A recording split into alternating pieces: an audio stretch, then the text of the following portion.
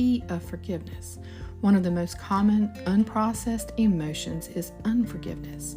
It is one most of us carry around at some point in our lives. It's common because we live in a fallen world with a lot of other humans who also make mistakes. Some of their mistakes affect us either directly or indirectly. Sometimes a person is clearly aware, maybe even intentional in offending us. Other times they may be completely unaware, and it's more about our perspective. Maybe they unintentionally offend us, and we run with it. We retell ourselves their offenses over and over until that becomes what our brain actually looks for. It becomes a neural pathway that we want to change, but we start to feel the least bit of an offense, and before we know it, we have a long list of offenses.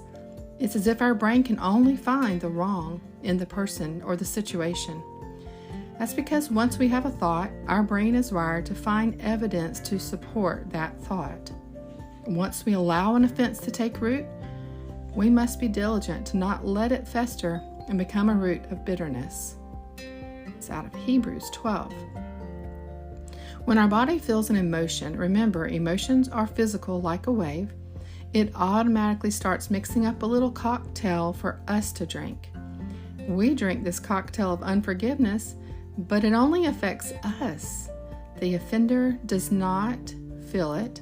They don't take even one sip. In fact, they may seem to be just going about their life as if nothing happened. Have you ever had that happen? I know I have. You're in the majority. But unforgiveness takes a toll on the body, and it can cause a misery that no one wants to carry around or be around. So what can we do? Well, we can start with renewing our mind to forgiveness. It is really a gift more for us than for the offender. If it seems difficult to forgive someone, you can ask God to help you see the person as He does. This tells your brain to look for the best in them and to see them as a human with their own struggles. At times, I've had to remind myself that Christ has forgiven me, so surely I can forgive others.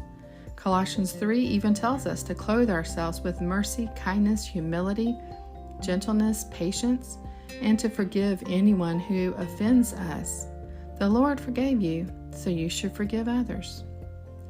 It really is the key that unlocks so much misery and gives us true freedom. There is a sweet peace that comes when we harbor no offense. In fact, a life well lived is one that forgives quickly and does our best to be unoffendable.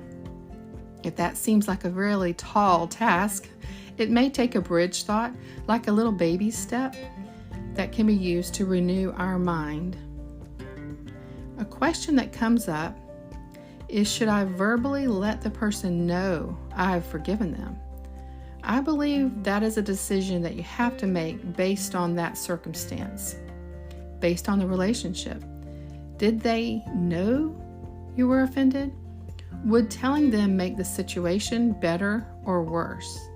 How do you see the relationship moving forward? If you are forgiving someone of a genuine wrong they have done, it may be good to let them know because it allows them to experience the love and mercy of God through you.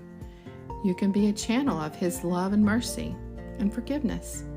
You may be the very one that God is using in their lives to see a little bit more of Him. Many times we find ourselves needing to forgive someone who hasn't asked for forgiveness. It's not the actual apology that we need to forgive them. But we do need to be cautious of what we make the apology mean. In other words, we often want to make it mean that we are seen, that our hurts were seen, that they mattered. And ultimately, we know that who we really need to be seen by is our loving Father, the only one who really sees all things and all people. And we know we are seen by Him. Another question people often ask is, if I forgive, do I have to forget? And I'd say, to the best of our ability, it's a great idea. I also say that we should forgive and be wise. Don't hold on to the offense, let it go, but also learn from the situation. Holding on to an offense is much like trying to hold on to a porcupine. The tighter we hold on, the more it hurts us. So ask yourself, what would happen if I let this go? If I let them off the hook, what would I be left with? Less hurt? How would it change me if I forgave them? Would it make me stronger? Would I learn the lessons that God's teaching me? Much like drinking the cocktail of unforgiveness, when we let the offense go, we are the ones that get to experience the relief. Then we drink a little cocktail of relief because we are the ones released off the hook, actually. They likely didn't even know they were on a hook. Some say there is no hook. Sometimes the person we need to forgive is actually ourselves. Have you ever felt like you are unkind to yourself?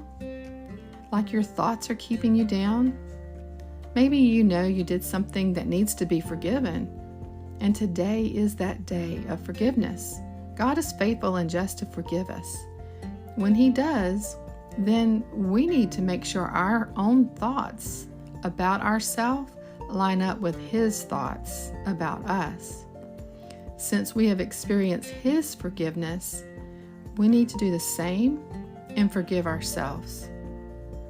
Our brain likes to keep us stuck, and sometimes it'll find things to keep us believing the worst, so we don't have to create a new thought or a new neural pathway. It can keep us in this cycle if we aren't taking our thoughts captive. Are you tired of feeling unforgiveness, bitter, frustrated? What do those feelings create for you? How do they make you show up to your relationships? If you recognize this pattern, start with your thoughts.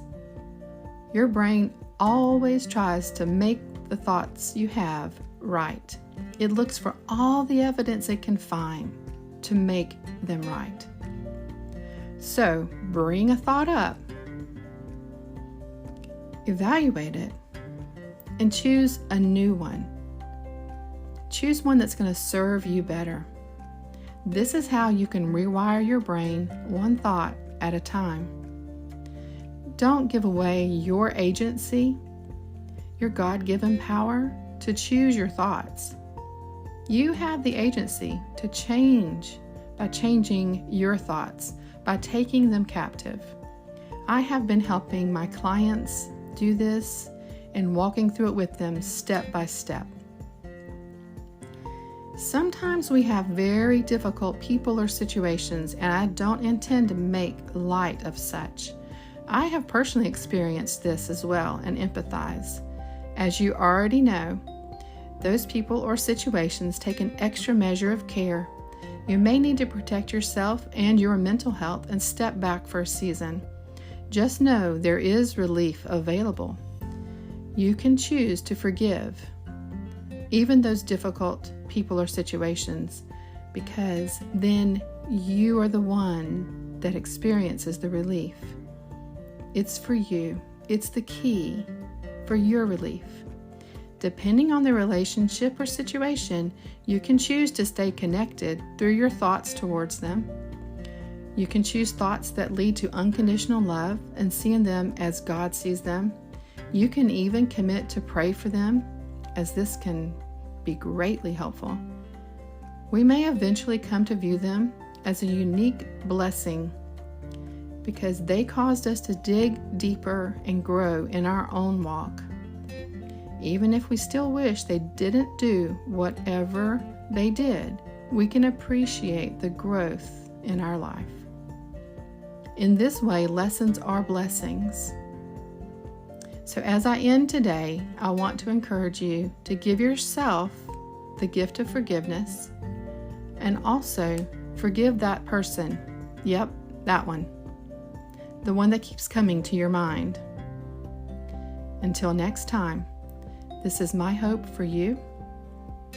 You can find me at stephaniejohns.com or on the gram at The Hope Coach.